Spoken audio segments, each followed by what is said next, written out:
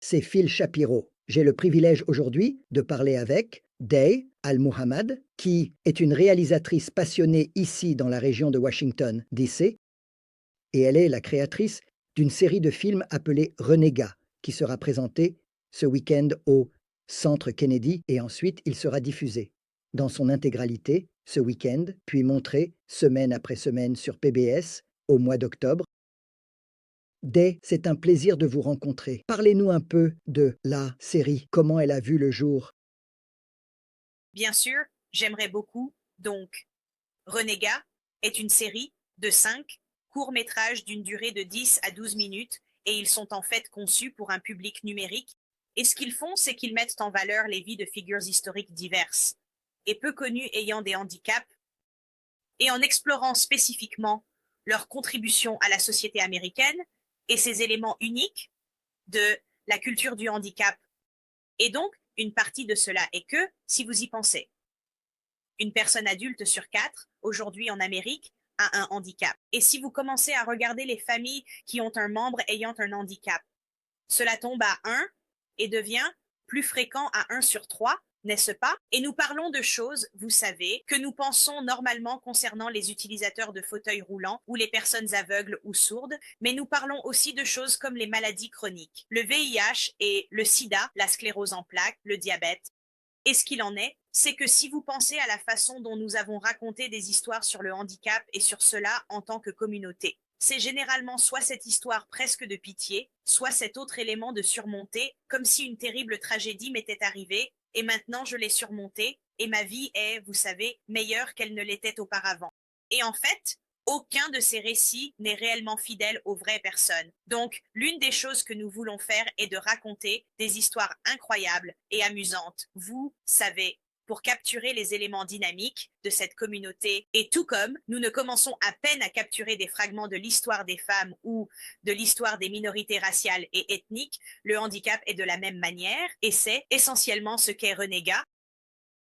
Je parie que la série de films va intéresser beaucoup les enseignants et les bibliothécaires. Et je lisais à la bibliothèque publique où je travaille à Tacoma Park. Il y avait une femme, je pense qu'elle venait d'Angleterre, qui a écrit un livre sur les handicaps. Et c'était tout simplement fabuleux. Cela a ouvert mon esprit, m'aide à réfléchir à des choses, me donne l'occasion d'éviter. De dire des bêtises, c'est plutôt agréable de passer une journée sans dire de bêtises, tu sais. Cela me rend donc plus conscient, à l'aise et heureux d'être dans un monde avec des personnes en situation de handicap. Absolument. Et comme je l'ai dit, nous voulons capturer l'ensemble du domaine. Donc, nous avons réalisé un pilote en je veux dire 2021 et nous avons parlé de Kitty O'Neill. Et elle était une cascadeuse audacieuse et une pilote de course. Pendant plus de 30 ans, tout au long des années 70, elle a détenu le record de vitesse terrestre pour les femmes. Et je dirais aux gens que j'ai précisé qu'elle détenait le record de vitesse terrestre pour les femmes, parce qu'elle a réalisé ce premier essai dans le désert d'Albert en Oregon, et elle a dépassé l'ancien record de plus de 100 miles à l'heure. Et puis, ils l'ont tirée de la voiture parce qu'ils avaient peur qu'elle batte le record des hommes. Ah, et donc, non seulement elle était cette coureuse qui détenait le record féminin, mais elle était aussi une cascadeuse. Elle était la doublure de cascade pour Linda Carter, qui était Wonder Woman, et pour Lindsay Wagner, qui était la femme bionique. Et elle a tout fait. Mort. Oh non.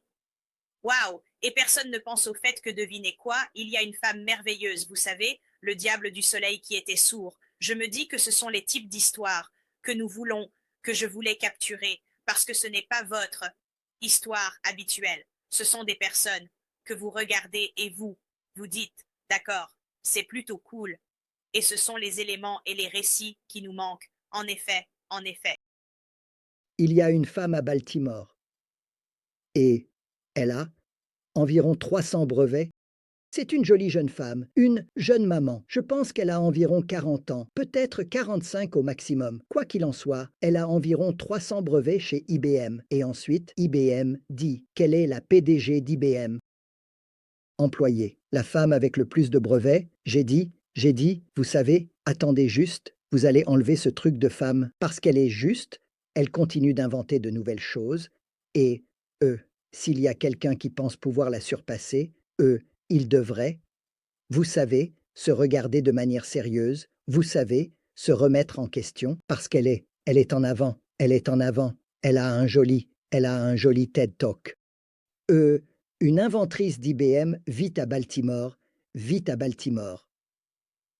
Et puis, dis-moi, je pense que tu me parlais de Docs in Progress. Es-tu allé à Docs in Progress à Silver Spring? Oui, en fait. Donc, croyez-le ou non, ma carrière de cinéaste a commencé. J'avais en fait écrit avant de faire des nouvelles et des romans. Et de temps en temps, vous savez, vous tombez sur une histoire qui ne fonctionnera pas pour un livre, et c'était en fait une histoire de la guerre civile. Personne ne veut lire un autre livre sur la guerre civile, et j'ai pensé que ce serait génial de le faire en film. Et donc, l'idée était, puis-je faire cela au cinéma? Maintenant, en tant que personne aveugle avec mon chien guide, je me demande qui va me prendre au sérieux en disant que je veux réaliser un film. Et en fait, je me suis inscrit et j'ai suivi un cours de réalisation chez Docs in Progress et je suis entrée là-dedans et il n'y a jamais eu de questions sur ma capacité à le faire. C'était vraiment nous ne sommes pas sûrs de comment, mais nous allons trouver une solution. Et c'était la même chose quand je suis entrée dans Women in Film and Video. Je suis entrée, moi et le chien guide, il n'y a jamais eu de question sur le fait que j'avais ma place ou non. Bien sûr que j'avais ma place. C'était juste oh, eh bien, comment fais-tu ça? Et j'ai été accueillie avec curiosité et un intérêt partagé et un engagement. Il s'intéressait donc à moi en tant que réalisatrice, plutôt que de s'inquiéter de ce que je pouvais ou ne pouvais pas faire. Et donc, de ce tout premier cours chez Docs in Progress est venue la bande-annonce de mon premier film, The Invalid Car. Et puis, lors d'une réunion à Women in Film and Video, après avoir terminé le film, j'ai eu la chance de rencontrer Kate Pearson à l'Université du Maryland, la télévision publique, et ils sont de grands supporters des cinéastes locaux, et ce film a fini par être diffusé à la télévision publique. Donc, à bien des égards, je peux absolument attribuer ma carrière à ces entités comme Docs in Progress et le soutien de MPT aux cinéastes locaux. Et c'est là que tout a commencé. Et de là est venue la confiance pour construire ces idées plus grandes. C'est génial. J'ai eu la chance de rencontrer Erika, qui est l'une des cofondatrices de Docs in Progress. C'est une auteure de livres et elle a donné une conférence sur son livre vraiment intéressante il y a tout juste un mois, à Greenbelt, dans le Maryland. C'est là où elle vit et elle était à la bibliothèque publique. J'ai donc retrouvé un intérêt renouvelé pour Docs in Progress. Elle l'a cofondé et je pense qu'elle est partie après environ 10 ans. C'est un travail énorme. Je pense qu'elle était la directrice exécutive quand j'ai pris mes cours là-bas. Tu l'as fait? Oui. C'est une personne très facile à apprécier, très facile à apprécier. Et elle avait un public captivé pour sa présentation de livres à la bibliothèque. Elle a parlé pendant environ 1 heure et demie et le temps a simplement filé. C'est un excellent livre. Ouais, tu as vu le livre sur la confiance créative. Ouais, ouais, c'est un très bon livre. Ouais, je l'ai lu. Ouais, ouais. Y a-t-il autre chose que vous aimeriez ajouter à ce sujet? Pouvez-vous me dire? Je suis curieux. Quelles ont été vos expériences dans le système des bibliothèques publiques? En fait, je suis un grand fan des bibliothèques. Je suis tellement fan des bibliothèques que j'ai épousé une bibliothécaire.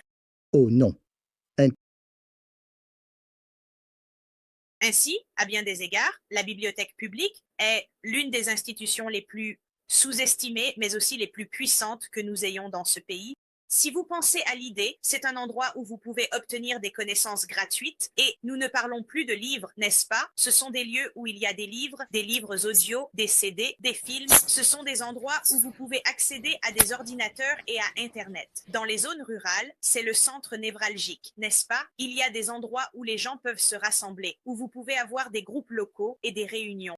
Il existe des bibliothèques qui disposent d'espaces de création. Il y a des bibliothèques qui ont consacré une partie de leur espace à des bureaux d'emploi où les gens peuvent obtenir de l'aide pour améliorer leurs compétences ou pour trouver des emplois, n'est-ce pas? Ainsi, À bien des égards, ils sont devenus ce lieu central qui peut fournir de nombreux services, en particulier pour les personnes qui peuvent ne pas être en mesure d'y accéder ou de les financer ailleurs ou d'une autre manière. Et de nombreuses manières, cela rendra évidemment les bibliothèques très puissantes, mais en même temps, elles sont aussi très sous-estimées, très méconnues et très sous-financées par rapport à ce qu'elles font. Ici, dans le Maryland, nous avons une bibliothèque pour les aveugles assez forte, n'est-ce pas? En fait, nous en avons une. C'est vraiment génial. En fait, j'y suis allée et j'ai vu que le Maryland en a un parce que j'ai obtenu le matériel audio de cela.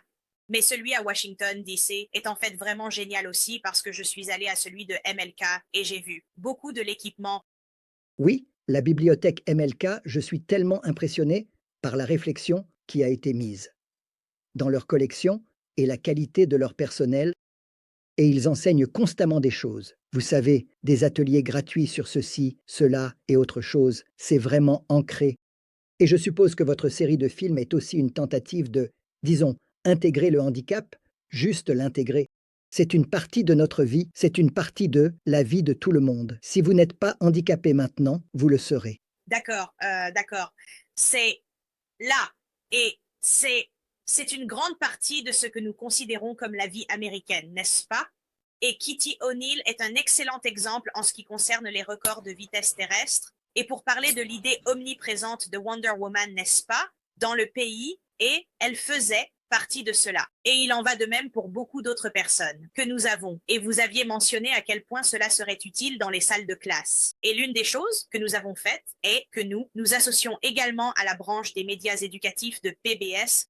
Ils sont en train de créer un programme pour les classes de 9e à 12e avec des questions de discussion et des concepts qui peuvent réellement fonctionner avec les films pour travailler avec les jeunes.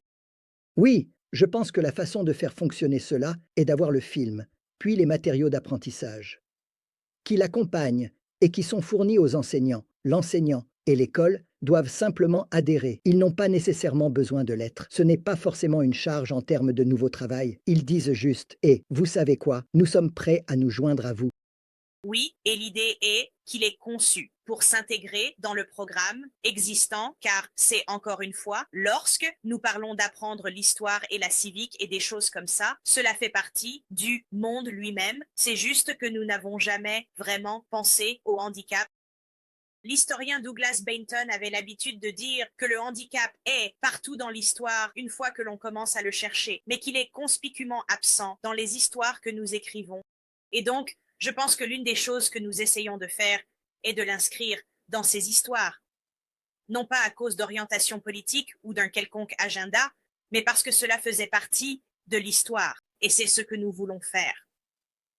Le fait est qu'en ce moment, il y a un manque de cela dans le système éducatif public. Une enquête a été réalisée en 21 ou 22. Et en gros, dans les écoles de la maternelle à la terminale à travers le pays, plus de 50% des enseignants qui ont répondu ont déclaré qu'ils n'avaient jamais enseigné une leçon ou une partie d'une leçon qui abordait directement quelque chose concernant le handicap. Et puis, comme un autre 36%. Donc, maintenant, nous sommes bien au-dessus de 80%. Ils ont dit qu'ils ne l'enseignaient peut-être qu'une ou deux fois par an.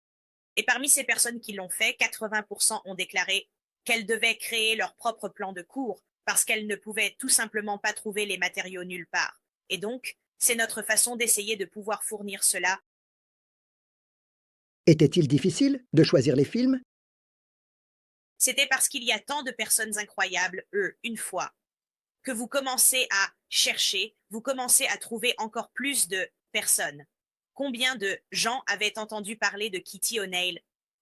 L'une des autres personnes qui sera diffusée le 1er octobre est Judy Lynn Del Rey. Et c'était une femme atteinte de nanisme qui a révolutionné le monde de la science-fiction.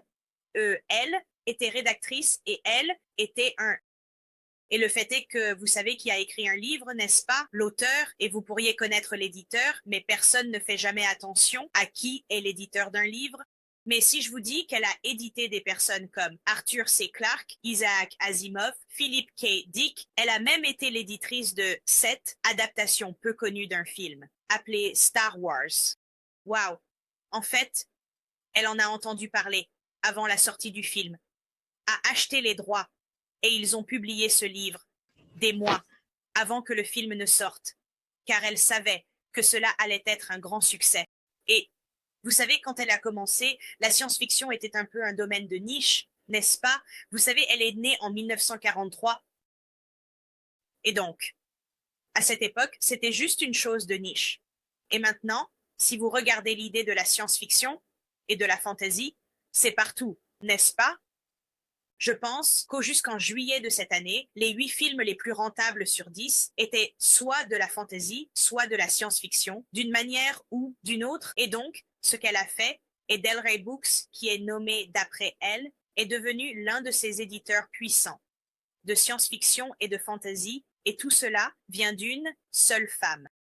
Et le truc, c'est que je suis comme, je ne savais pas ça, et je suis un grand fan de science-fiction. Et comme ça, c'est incroyable de penser à l'impact que certaines de ces personnes ont. Donc, elle est un autre type d'exemple auquel on ne pense tout simplement pas. Je suis curieux, sais-tu, si l'un de ces films est également disponible en tant que livre audio. Dont je suis au courant. Donc non, nous avons juste commencé avec les courts-métrages. Ils ont une description audio. Cela est donc fourni. C'est chouette, parce que je pense que, pour atteindre le plus large public possible, ce serait plutôt sympa d'avoir ce matériel disponible sous forme de podcast où les familles pourraient l'écouter en voiture, en vacances, comme, c'est comme, et nous sommes en vacances, au fait. Écoutons quelques trucs, tu sais, ouais, il y a aussi des possibilités de conversation intéressantes quand les familles sont dans une voiture et que les parents pourraient avoir plus de temps libre qu'ils n'en auraient autrement pendant une semaine de travail chargé. Donc, Très vrai. Oui, non, je voulais dire, pas que nous y avions encore pensé. Donc, en ce moment, nous commençons tout juste. Et comme je l'ai dit, ce ne sont que ces courts-métrages. Et je pense que ce que nous espérons, c'est d'exciter les gens à leur sujet, que certains se diront, peut-être devrions-nous enquêter davantage sur ces personnes. Peut-être que certains d'entre eux méritent une biographie complète pour vraiment approfondir et reconnaître leur impact. c'est tellement intéressant. Merci beaucoup. Je parle avec Day Al-Muhammad ici, dans la région de Washington, D.C. Et je suppose que la diffusion va être nationale, n'est-ce pas? Sur PBS? Oui, vous pouvez le trouver sur le site de PBS. Il suffit de chercher. C'est sous American Masters, Renégat. Oh, j'adore American Masters. Oh, laissez-moi vous dire, c'est le meilleur programme à la télévision. Vous savez, American Masters, j'adore cette série. Merci beaucoup. À la prochaine fois. Au revoir.